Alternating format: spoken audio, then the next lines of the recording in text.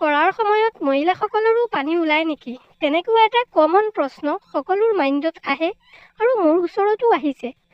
বন্ধুসকল, আজিৰ ভিডিঅ'টোত সেই কথাটো আমি আলোচনা কৰিম যে কৰাৰ সময়ত সঁচাকৈ মহিলাৰো পানী ওলায় নেকি? চাওক বন্ধুসকল, আজিৰ ভিডিঅ'টো শেষলৈকে চাই থাকিব, তেতিয়া এইটো আপুনি একেবাৰে গম পাই যাব যে কৰাৰ সময়ত মহিলাৰো পানী ওলায় নেকি।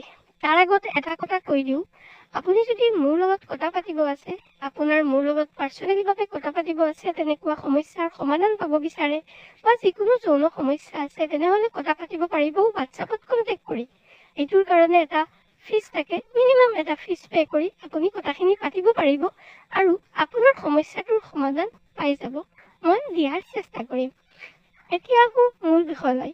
চাওক, মূল বিষয়টো হ'ল যে আমি জানো যে পুৰুষসকলৰ যেতিয়া কৰাৰ শেষৰ পিনে পানী এটা ওলায়, যিটোক আমি বীৰ্য বুলি কওঁ, আৰু সেই পানীটো ওলাই যোৱাৰ পিছত পুৰুষগৰাকীৰ যৌন মিলনৰ ইচ্ছা নাইকিয়া হৈ যায় বা তেখেত ছেটিছফাই হৈ যায়।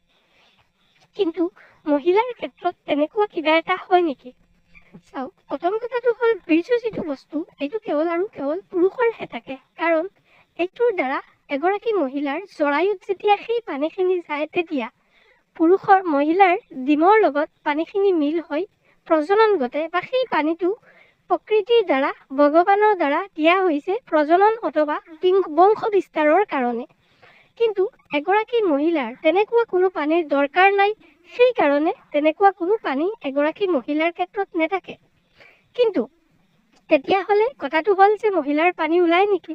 চাওক, মহিলাৰ এটা পানী ওলায়, যিটো পানী আমি মহিলাগৰাকীৰ উত্তেজক পানী বুলি ক'ব পাৰি। সেই পানীটো জৰায়ুৰ পৰা নিঃসাৰণ হয় যৌনিপথে, আৰু সেই পানীটো কৰি থকাৰ সময়তহে ওলায়। পুৰুষৰ দৰে একেবাৰে ইণ্ড মুহূৰ্তত যেতিয়া এগৰাকী মহিলাৰ যিটো যৌন উত্তেজনা শেষ হয় বা ছেটিছফাই হয়, তেনে সময়ত নোলায়। বন্ধুসকল, এইটোৱে হ'ল আচল পুৰুষ আৰু মহিলাৰ পানী ওলোৱাৰ ডিফাৰেঞ্চ। মহিলা এগৰাকী পানী ওলোৱাৰ পিছত যে তাইৰ কৰাৰ ইচ্ছা নাইকিয়া হৈ যায়, পুৰুষৰ দৰে তেনেকুৱা নহয়। আশা কৰিছোঁ আপুনি কথাখিনি গম পাইছে। ভিডিঅ'টো যদি ভাল লাগিছে, তেনেহ'লে মোৰ যদি ফেচবুকত চাইছে, পেজটো ফ'ল' কৰিব, আৰু যদি ইউটিউবত চাইছে, চেনেলটো ছাবস্ক্ৰাইব কৰিব, কাৰণ এনেকুৱা ধৰণৰ ইনফৰ্মেশ্যন বা ইনফৰ্মেটিভ ভিডিঅ'বোৰ পাই থাকিব। কাৰণ আমি জানো যে যৌন মিলনৰ বা যৌন কথা কোনো আমাৰ স্কুল, ইউনিভাৰ্চিটি ক'তো শিকোৱা নহয়। কিন্তু এইটো এটা মানুহৰ জীৱনৰ অংগ হিচাপে মানুহে শিকিব লাগে। আশা কৰিছোঁ আপুনি আমাৰ কথাখিনি গম পাইছে। চেনেলটো ছাবস্ক্ৰাইব কৰি ৰাখিব, তেনেকুৱা ধৰণৰ জ্ঞান